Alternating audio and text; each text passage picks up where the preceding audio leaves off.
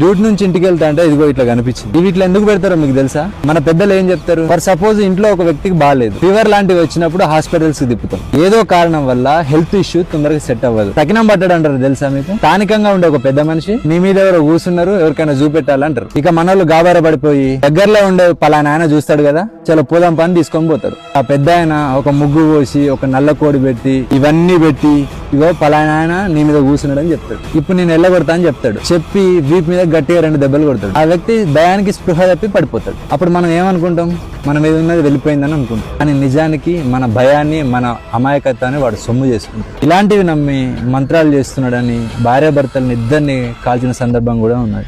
వీటిని ముట్టుకుంటే నిజంగా ఏమన్నా అవుతుందా? ఇది కొబ్బరికాయ, ఇందులో హెల్దీ ఫ్యాట్స్ ఉంటాయి, ఫైబర్ ఉంటుంది, డైజెషన్ కూడా మంచిది,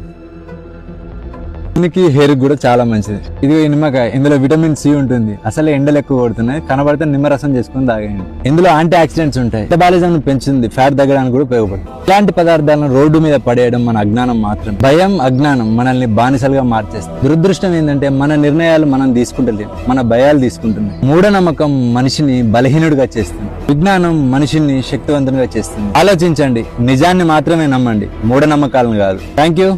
జై హింద్.